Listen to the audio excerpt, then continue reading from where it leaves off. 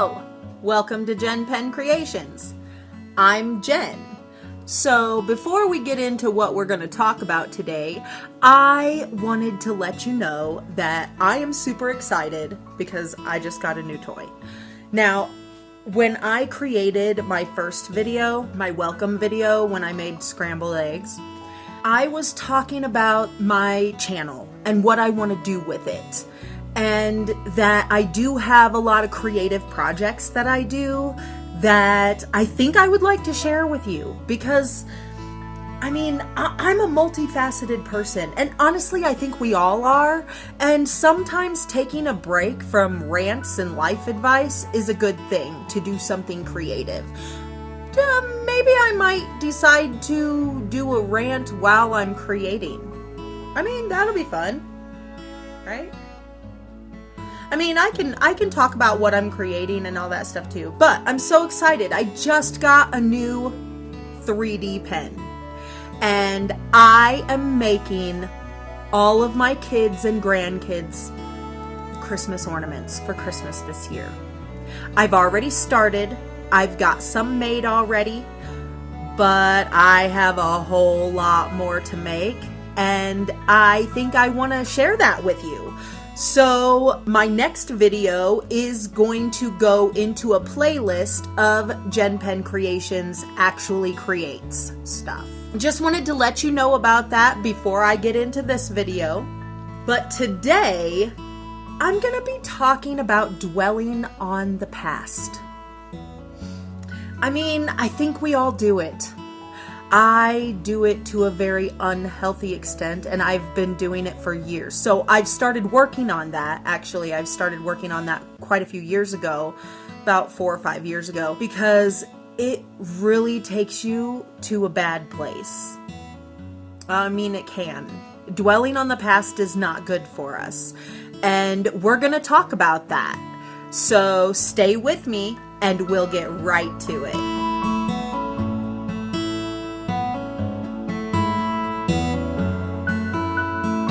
Lost stuff in our lives.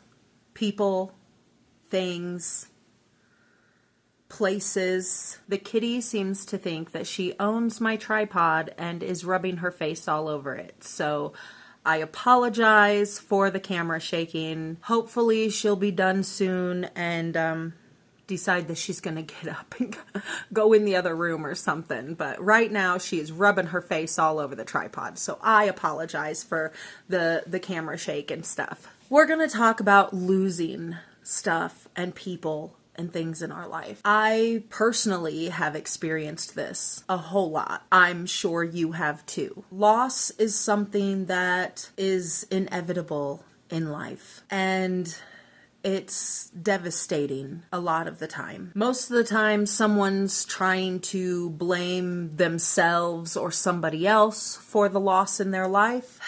And a lot of times that rhetoric gets put on repeat over and over and over and over and over again in our mind.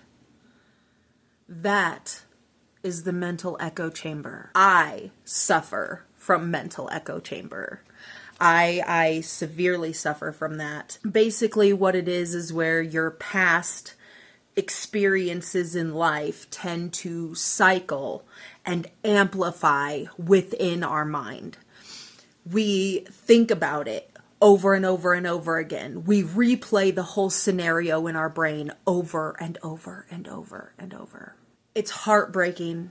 It's devastating. It limits our mental ability because we're spending so much time focused on that, on the loss of that person or the loss of that place or the loss of that thing, the loss of that whatever existed in our life. I had a friend taken from me fairly recently. It was very tragic. It was very hurtful. I had to go through therapy, and I play that day on repeat in my head over and over and over again. It's not near as frequent as it used to be. Thank God. Oh, thank God. It was really bad for a few years. And it still comes in and pops up in my life. Tragic things that happened in my childhood. Not even tragic things sometimes. Sometimes it's just losing my favorite tape. I know that totally dates me, but I remember misplacing my favorite cassette tape. And it was the one that I listened to over and over and over again on my Walkman. And that was pretty devastating to me, and I thought about it over and over and over again. And even things that little, from something as small as losing or misplacing or whatever happened to my favorite cassette tape, all the way up to losing a very, very close friend of mine, all takes up that mental space in our heads. And while we're replaying this stuff over and over and over again in our heads, we're hurting ourselves. Playing it again and again leads to severe anxiety, which is something that I can say I have. I can't say I have it severely, but I do have pretty high anxiety about a whole lot of stuff in this world. And going places and doing things and everything else. It also increases our self-doubt, makes us doubt ourselves, makes us doubt our existence and what role we actually play in this world. We just doubt ourselves and the capabilities that we have within ourselves. We start doubting that. And it also leads to depression. I personally thought that I had a whole lot of sad days when I was younger raising my kids. I mean, I still get sad days. That's what I called them. And I honestly thought that they were some symptom of depression. I figured I was super depressed. I knew I had slight anxiety. I didn't realize it was as big as it is. It's not severe, but it's not like just slight anxiety. I have anxiety. And I thought that depression was part of that because of the sad days I would have. I would wake up in the morning crying. I have no reason to cry. I live a great life. Even like when my kids were young and stuff and we were stressing out about money and what we were going to do and how we were going to get things done, I would wake up crying about everything. The whole weight of the world, everything I've lost in this world, my brain would just want to think about it and dwell on it all day long. And I didn't know how to stop it. It was just this wave of just horrible, sad shit just flowing over me over and over and over. And I spent the whole day crying. And I know that it had some to do with the hormonal imbalances of like my period and stuff like that, but it also had a lot to do with, my life experience, because how could I be thinking about all this stuff that hurts me if it didn't actually happen to me? So when this happens, I'm pretty sure that some of you have this too. I mean, I can't be the only person that has this problem with this mental echo chamber going on. I mean, there was a video that I posted not long ago where I was talking about having an amazingly wonderful conversation with my best friend, and I just, even after we got off the phone, I just replayed that conversation in my head over and over and over and over again the entire day. While I was making dinner, all I could think about was the conversations that we had. You can have a conversation for an hour and a half and it's like 12 conversations in one. And that's pretty much where we were. And I just thought about all of those and word for word what we said to each other back and forth, and I don't know why. It had no reason. And I think that that's part of dwelling on past things, because it was something that happened in the past. Yes, it was very, very recent. It had just happened and I had just gotten off the phone, or I had just had that conversation that day and it lasted for hours. I think that's definitely my own mental issue at that point. But I'd also like to think that I'm not the only one. which is why we're talking about it. That's why I wanted to talk about it today, because I do dwell on things sometimes and it hurts me. Okay, so dwelling on my conversation with my best friend, that didn't hurt me. It just took up a lot of mental space in my head that day for no real reason at all. It was a fantastic conversation and I love my best friend. And I don't know. My brain just likes to take up its mental space with weird, bizarre shit that it doesn't need to take it up with. I don't know what it is. But there is a way. There is a way to get around that. We have to be active about deconstructing that endless loop. Once you deconstruct the loop, the echoes will stop. Well, calm down a little anyway. I've not been able to get them to stop. But I'm going to tell you, I do not dwell on shit near as much as I used to. And deconstruction of this endless loop is where we begin. These are active steps we can take. Okay, so we're going to start with identifying our triggers. I still have a hard time identifying those triggers. However, a lot of times they are thoughts and situations that are going on at the moment. I have a tendency to be triggered by thoughts. Situations also happen, just a little bit more rare, because I try not to allow other people's actions and intentions hurt my feelings. You know what I mean? Our feelings are our own. We are in charge of them. Other people don't have to hurt our feelings unless we allow that to happen.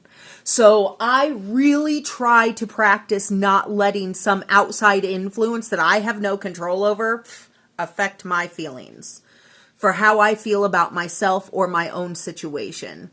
However, there are situational times that will get to me and it'll trigger that endless loop of dwelling on the past and sadness, which is really what it is.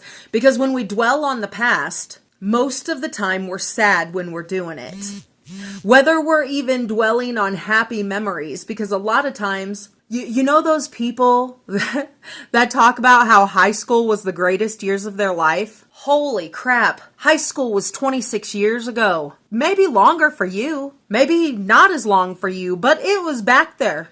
I'm going to tell you, if high school were the greatest years of my life, or if high school were the greatest years of your life, why are you still here? You don't have anything awesome or amazing to look forward to in this world? I personally like to think that I haven't even reached the greatest part of my life yet. I'm still going there. I'm still working towards that. I've got a lot to look forward to. I don't look back on happy memories and think that that was the end all be all of my life. I look back on those happy memories and try to remain happy about them. But I don't want to dwell on them either. A lot of people dwell on happy memories because it makes them sad today, thinking that they'll never have that again. Well, no, you're never going to be in that place ever again. You're never going to be in that situation ever again. Because everything changes, and we're never going to be in the same spot in time twice. It comes, it goes. It's never going to come back. It is a loss. It is. But when you dwell on that, you limit your mentality. So you need to identify that trigger, that situation, that thought. As soon as that thought happens, pow, you try to squelch it, or you at least identify what happened and where it came from. Okay, so that is the first place we need to go. The first thing we need to do is identify our triggers, whether situational or mental in our own thoughts, because I'll tell you, mine is definitely thoughts. We also need to have present state awareness. Now, I know that just kind of sounds weird, and honestly, it sounds weird when I say it, but it's about knowing where you are in this space around you physically. Where are you? Mindfulness. That's what comes to mind. Mindfulness.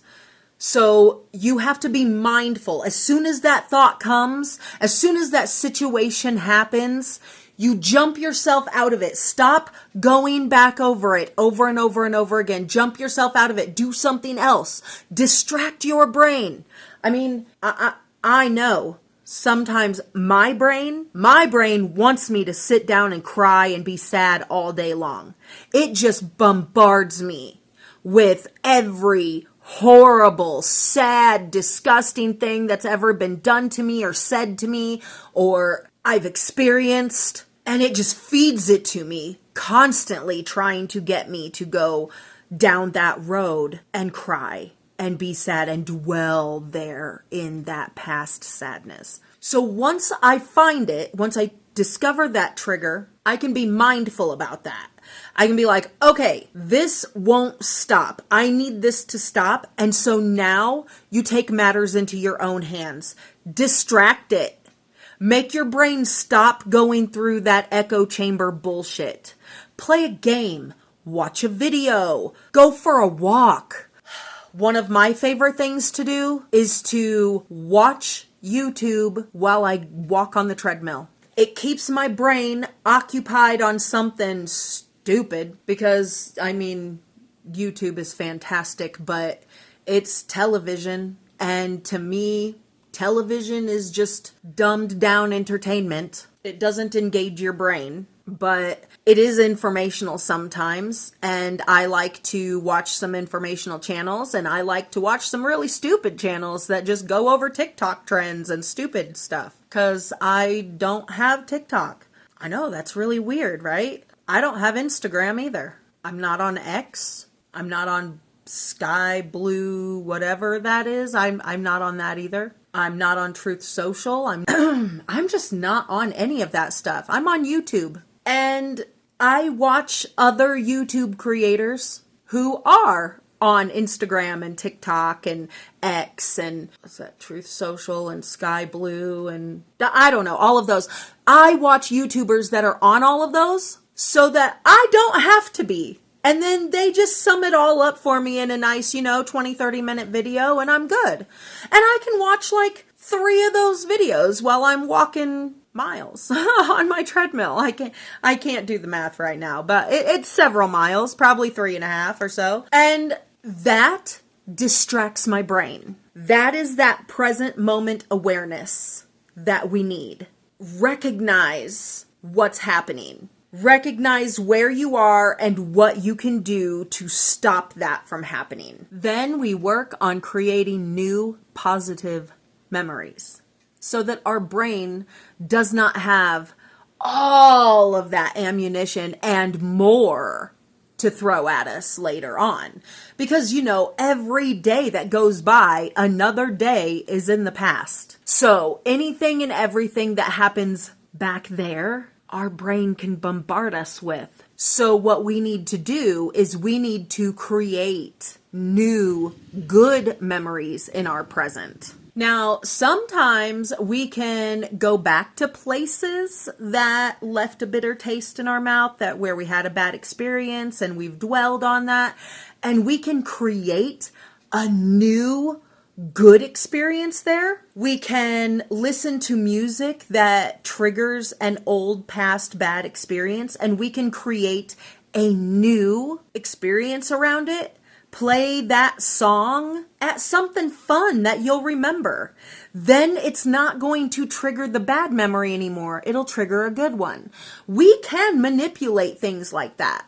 Let's say a loved one, I've had this happen too. A loved one passed away around Christmas time. Christmas was their favorite holiday. It's also mine. And I didn't want to drag my children down or myself down because it was their favorite holiday. Not my children, but the person who passed away. It was their favorite holiday. And now I'm sad that they're not here to celebrate it with us. But if you constantly take things away from yourself in the present because of past things that happened, you're never gonna get past it. You're always gonna have that mental echo chamber in your head. And dwelling on the past just gives you anxiety and depression. I think that we can break out of that. We deserve to be able to break out of that. We deserve a happy life. We don't deserve to sit here in this echo chamber dwelling on past experiences, wondering who's to blame or blaming ourselves over and over again when all we need to do is learn how to forgive ourselves for stuff. Forgive ourselves for what happened there, forgive other people for what happened in that moment or that situation, and move the fuck on. Get out of that mental echo chamber that's just overloading your brain with garbage over and over and over and over again. We need to jump up out of that. And I think we can break out of that. I think we deserve to be able to break out of that. And when we can break out of that, that gives us power over our future. We can have an unburdened future. I'm not sure that we'll be able to have a completely unburdened future just because we're human and we're going to fall back into that. You can't just constantly fight that off all the time and win every single time. We're going to fall back into it every so often. And when we do, at least we have the tools we need and the ability to be mindful, ground ourselves, bring us back. If you start feeling yourself getting ready to cry about something somebody said, look out the window and see the trees and the sky and buildings and cars and the wind and the leaves and the smells. And that will bring you back. It will bring you back to the present moment. And that is where you need to be. That's where we need to dwell. We don't need to be in this mental echo chamber of dwelling on the past. Anything that happened in the past. Even with stuff as recent as yesterday. It was past. Even stuff as recent as 2 hours ago. That's past. It's done. We can't do anything about that now. We can't go back and change anything that we've done or said. However, we can change how we think about the past. We can change our relationship with our past. And we can stop being defined by it. So, give the past less power. Find your emotional freedom with limiting the power of that mental echo chamber of your past. And create those new experiences around it. It will be so refreshing. I have been practicing these things in my life for several years now, and it has really made a huge difference. I'm so glad that you've stuck with me, that you've hung out with me today. I really enjoy our chats. Let me know what you think. I really want to know if I'm alone out here. I constantly have past bullshit echoing in my head all the time, over and over and over. But you know what? We can go out today. We can make some new memories, create some new fantasticness for ourselves, and use those triggers against itself. We can use those triggers to our benefit instead of them triggering negative, bad things and anxiety. We can cause them to trigger happy things. So go out there today, do something amazing for you, create a new fantastic memory. Have a wonderful day, and I'll see you in the next one. Bye.